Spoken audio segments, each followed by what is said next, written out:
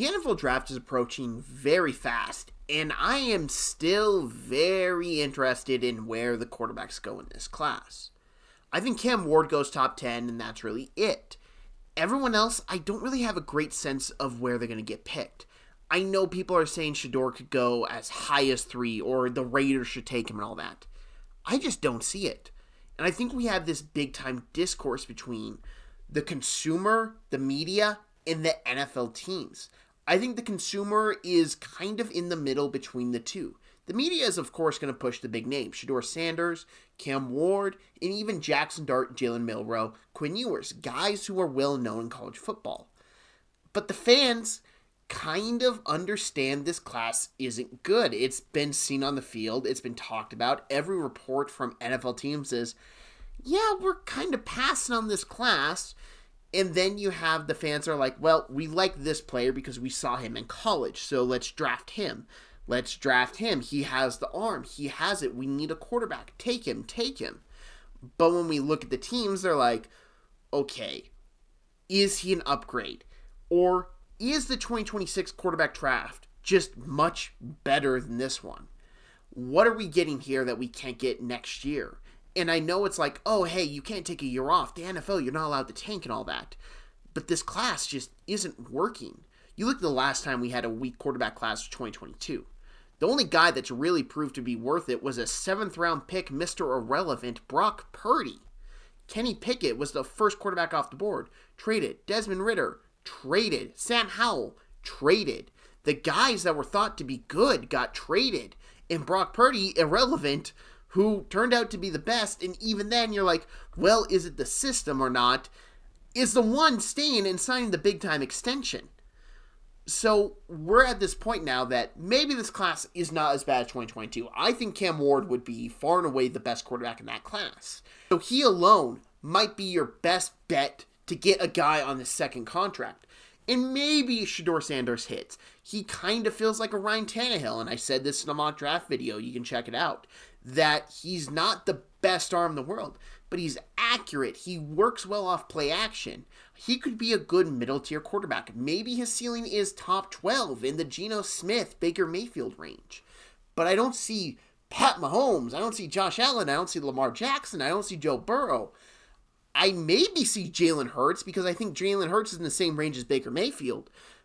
But I don't see these blowaway prospects, which is why this class is so fascinating compared to previous years. Because look at last year. We had 3 quarterbacks go in the top 3. That's insane. Then you had 3 more quarterbacks go in, I believe, the top 11 it was. Again, insane. This is why I'm so fascinated to see where these teams pick the quarterbacks. Because quarterback is king in the NFL. There's no doubt about it. If you have a great quarterback, you're in contention every single year. Look at the Cincinnati Bengals. Without Joe Burrow, they would be nothing. But they have him. So every year it's like, hey, the Bengals could go on the Super Bowl run. We've seen it before because Burrow is so great.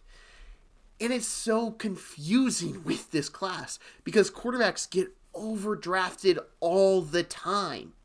You can say Michael Penix was overdrafted, J.J. McCarthy was overdrafted, Bo Nix was overdrafted. You can say those 3 guys were overdrafted. But they were picked high because of their positional value.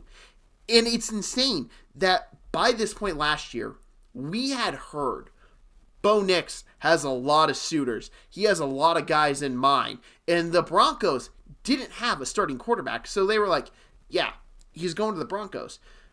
Who was the team Shedeur Sanders has been connected to? The Browns. They trade for Kenny Pickett and have brought in Russell Wilson on a free agency visit. The Giants. They're trying to sign Russell Wilson or Aaron Rodgers. The Raiders. They traded for Geno Smith. Like, these teams are pretty much saying, I don't think this class is worth it because you have the guys who are trying to save their jobs with the Browns and Giants, and they don't want to bet on this class. Then you have the Raiders, who Pete Carroll, he's in win-now mode. He doesn't really think he has the time to develop a guy before he retires fully and get to that Super Bowl promised land. So he trades and brings his buddy Geno Smith to Vegas. It's just insane, and we're going to have people coming on here that are going to say, hey, we could have 3 to 4 quarterbacks go round 1. I don't see that happening. I think we're at most going to see 2 quarterbacks go round 1. And Shedeur could fall out of the first round completely. I think there are a couple teams that might stop him, or they could trade up maybe and get that 5th-year option. But it's just insane that we're in this position. And we look at next year, it's already talk about like, hey, do we tank for Arch Manning? That's not even a thought process of, maybe we draft Cam Ward here and we go on a playoff run. No, it's, hey, this Arch Manning guy looks pretty good. Hey, Nico Amon-Mielen looks really good. We're talking about next year's class for these bad teams, these quarterback-starved teams. And in the NFL, you need to win to keep your job. Coaches are getting fired after every 2 years. And all these rumors are pointing to, let's look at the first team picking, the Tennessee Titans. They are rumored to be with Abdul Carter, not Cam Ward, not the best quarterback in this class. So if Cam Ward doesn't go 1, well, Shedeur's definitely not going to the Browns, because the Browns have to take him if they're going to quarterback. The Browns don't take him. The Giants have to take him. And we just completely fall off because this class strength is not quarterback. And this is the weirdest part about it in the modern NFL. Quarterback is at such a high demand. Look at some of these contracts that are being handed out. Sam Darnold had 1 great year. He got paid over $100 million on his contract. Like, it's insane. And these teams are pretty much saying, no, we'll pass on this class. I think it's something to keep in mind.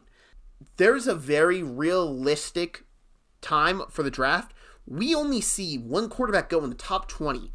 And maybe the second one is drafted for this 5th-year option. That's the spot we're at with the 2025 NFL draft class with the quarterback position. And I think it's important that we keep that in mind as fans. When the quarterbacks are drafted here, and I'm mainly going to focus on Shedeur, because Shedeur will be overhated by the fan bases. Shedeur will be overhated by some fan bases, not even divisional rivals, because of Colorado. He's going to have that Colorado stamp, and we saw with college football that if Shedeur stumbled a little bit, the fans were on him like, oh, you're overrated, you're just your dad's kid. Or we're going to look at Jackson Dart, who might get overdrafted, might go somewhere. He's not ready. He's going to start. He's going to fail. And it's going to be like, oh, this guy sucks. Why did we draft him? Well, you maybe shouldn't have drafted him there, but you also should not have played him there because he wasn't ready. That's another thing with this class. Is any of these guys ready week 1? Cam Ward? Yeah. I can't say anyone else I would start week 1. And even with Cam Ward, it would depend on who the other quarterback I have on my roster is. Because I could see Cam Ward greatly benefiting from being on the bench his first year. And that's just what this class is. There's no elite one-on-one talents like we had last year with the 3 top guys picked would have been the runaway first-round pick this year.